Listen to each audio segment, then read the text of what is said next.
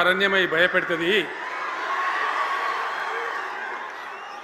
గుండె అంటూ కలిగి ఉంటే గుండె ధైర్యం ఉంటే నీ వెంట అదే పెద్ద సైన్యమై నిలుస్తుంది అని చెప్పాడు ఆయన.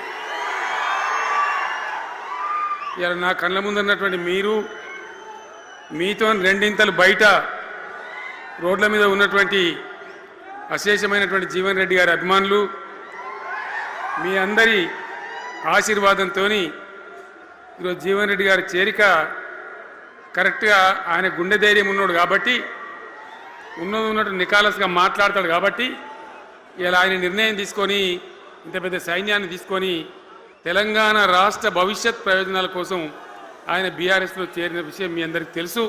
ఆయన వెంట మీరందరూ వచ్చి ఎవరైతే అందరూ ఈరోజు చేరినరో, ఇంకా రాని వాళ్ళు కూడా ఉన్నారో గ్రామాలలో, పట్టణంలో, మీ అందరికీ ముఖ్యంగా జీవనన్న గారికి, ఆయన వెంట వచ్చినటువంటి ప్రతి పౌరుడికి, ప్రతి అన్నకు, ప్రతి తమ్ముడికి, ప్రతి చెల్లెకి కూడా పేరు పేరున బీఆర్ఎస్ రాష్ట్ర అధ్యక్షుడిగా నేను హృదయపూర్వకమైన స్వాగతం, సుస్వాగతం తెలియజేస్తా ఉన్నాను. జీవన్ రెడ్డి గారి గురించి నేను ఎక్కువ చెప్తే మాది మేమేదో డబ్బా కొట్టుకున్నట్టు అవుతుంది. ఎందుకంటే ఆయన గురించి మీ లోపల తెలియని వాళ్ళు ఎవరు లేరు ఇక్కడ. 40-45 సంవత్సరాల నుంచి మేము స్నేహితులం, చాలా దగ్గర మిత్రులం. వారు చెప్పిన వారి ఉపన్యాసంలో భిన్న రాజకీయ సిద్ధాంతాల వల్ల విడివిడిగా పనిచేసినాం, కానీ మా స్నేహితంలో ఎప్పుడు లోపం లేదు.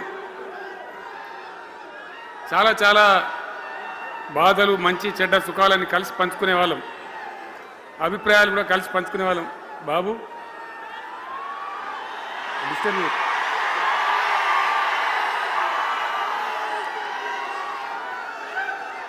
మంది లొల్లి పెట్టడం కూడా కాదురా వారు.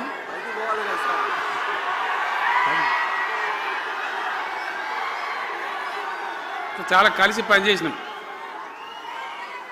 ఆయనకుండే నిబద్ధత, ధైర్యంగా ప్రజా జీవితంలో పనిచేసిన పద్ధతి ఎంతమందికో చాలామందికి ఆదర్శంగా నిలిచినటువంటి వ్యక్తి.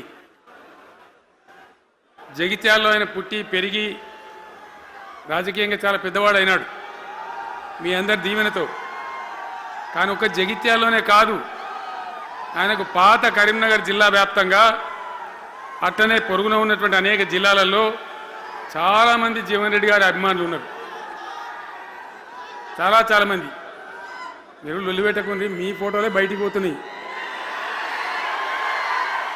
అది లైవ్ టెలికాస్ట్ ఉంది, దానిలో మీ బొమ్మలు టీవీలో కనబడుతున్నాయి మీ ఇంటికాడ.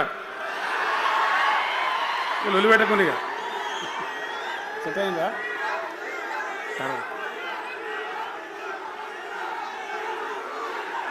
సో అట్లా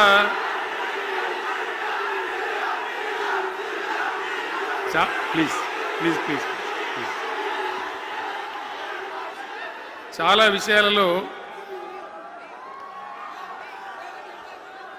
ఆయన ఎంతోమందికి ఆదర్శంగా నిలిచినాడు, పనిచేసినాడు. ఈ ప్రాంతం గురించి తన ప్రాణం పెట్టి పనిచేసినాడు. ఆయన మంత్రిగా ఉన్నా, ఇంకో హోదాలో ఉన్నా, ఎమ్మెల్యేగా ఉన్నా, ప్రతిపక్షంలో ఉన్నా తన ఏరియా అభివృద్ధిని ఏనాడు కూడా ఆయన విస్మరించలేదు. లేకపోతే అన్ని పర్యాయాలు మీరు ఎందుకు గెలిపించారు, ఎందుకంత గుండెల్లో పెట్టుకున్నారు?